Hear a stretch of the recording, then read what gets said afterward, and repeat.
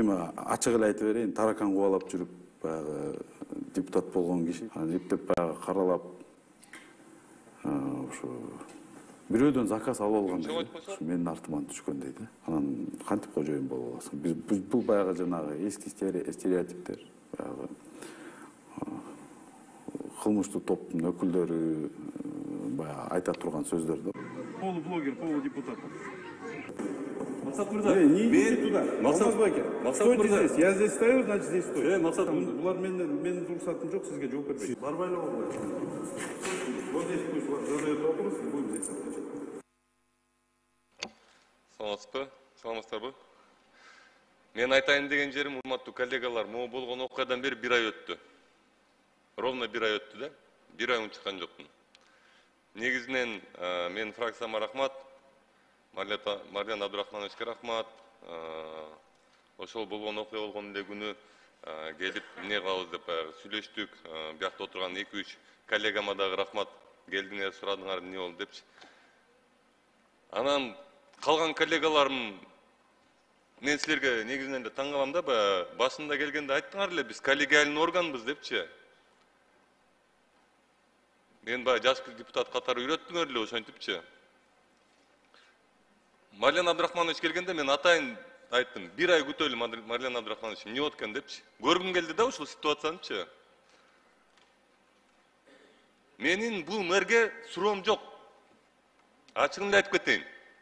Ар бирөөбүз өзүбүздүн деңгээлибизге, билимибизге, тажрыйбабызга жана ушул сыяктуу башка нерселерге жараша сүйлөйбүз да. Менин суроом ушул бизге, парламентке. Биз эгер коллегиальный орган болсок, коллегиальный орган бололу да. Эгер болбой, жок, ар бирөөбүз өзүбүз үчүн өзүбүз турушубуз керек десек, анда ошентели.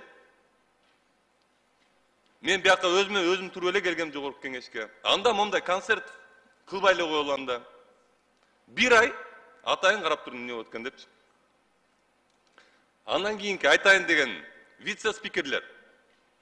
Силерди биз эмнеге шайладык элек? Эгер силер жогорку кеңештин депутатынын статусун корбой турган болсоңор, анда эмне отурасыңар? Силер бияка жөн эле алып баруучу болуп келдиңер беле? Бизди эл шайлап, анан биз силерди шайладык элек го.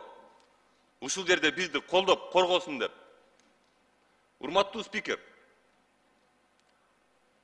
Сизге дагы бул жерде сөздөр бар. Мен түшүнөм, конечно, эми жумушуңар көп. Ар бирөөңөрдүн эле бир депутаттын артынан силер жүрбөшүңөр керек.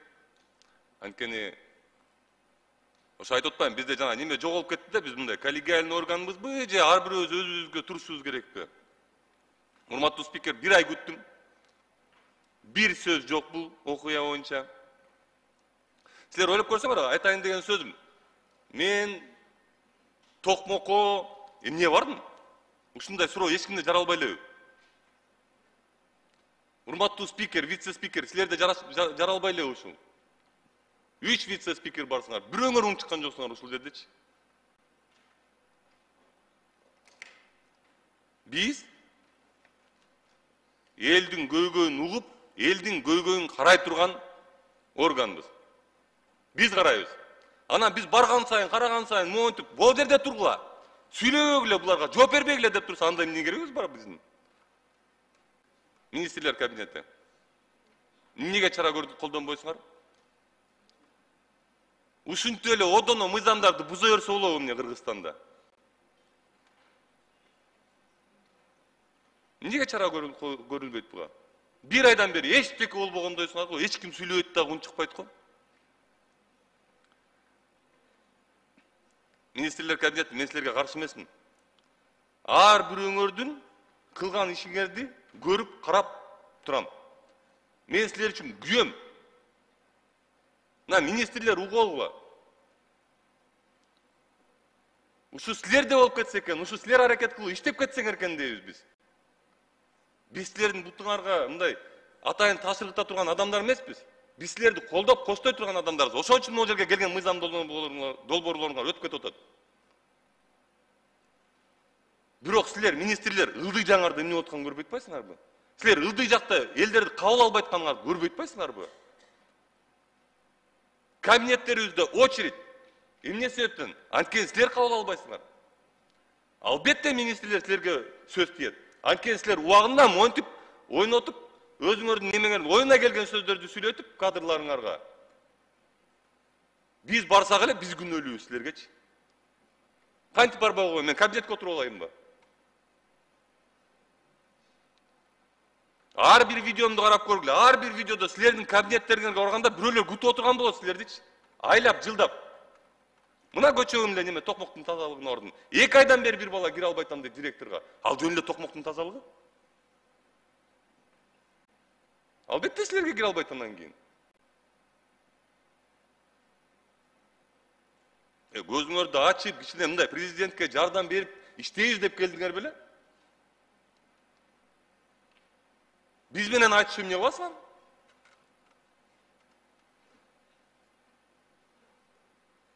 Почему вы так не заинтересованы? Ушунусу таң алдыртат да. Убактылуу келгенсиңер да силерчи. Жардам бербейсиңерби президентке? Өнүгүүгө жардам бербейсиңерби? Элдерди кабыл албайсыңарбы? Элдерди силер кабыл алып өзүңөрдүн көзүңөр менен көрбөсөңөр силер эмне болуп атканын түшүнбөйсүңөр эч качан. Ортоңордо мондай темирден шырма бар да.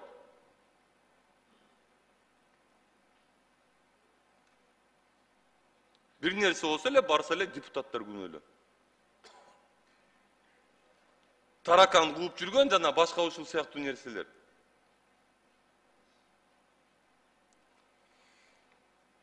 Менде суроо жок.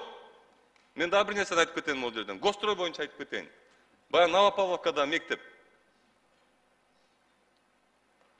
Күйүп кеткен кирпичтен курулган мектеп, ал атайын карап турдум, эмне болот экендерчи андан арычы. Укмуш бардыңар, экспертиза менен бардыңар ошол жака,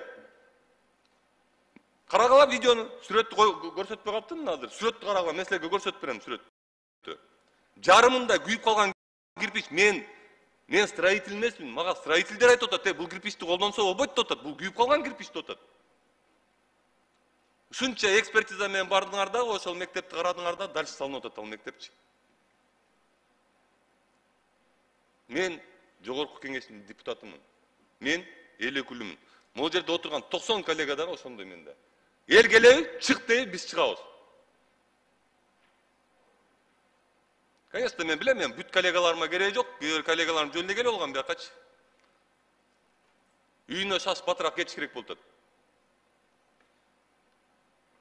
Бирок баарыбыз 90-убуз окшош эмеспиз. Анан биз бир нерсе деп сүйлөгөндө, монтип бизге жообуңарды берип, биз менен айтышыңардын силердин кереги жок. Бизди кабинеттен чыгарып атса, бизди эл чыгарып атат кабинеттен. Биз өзүбүз чыгып аткан жокпуз. Биз ушул жерге келгенде, биз элдин алдында иштеп беребиз деп келгенбиз биз. Мен могу неме боюнча жоопту күтөм. Токмоктун мэри боюнча. Силер монтип Токмоктун мэри менен жогорку кеңештин депутатын ушинтип туруп, конфликтный ситуацияга жеткирип коюп туруп, отура бергенге акыңар жок силердин. Чечки күндүк адамдарга барып туруп, решениясын айткыла. Жо мен макул бул мэрдин деле немесин колдойлу, эгер карап көргүлө. Бирок этикадан жана мыйзамдан туугандар чыкпайлы. Рахмат. Рахмат. Бул боюнча Эрлан Калчыбаевич, мен дагы кошумчалап коеюн, бир минут. Бул боюнча мен бүгүн Акылбек Сөнөшев менен жолугам. Ал өзүнчө бир маселе болот. Төрага менен да бул боюнча өзүнчө сүйлөшөм. Рахмат.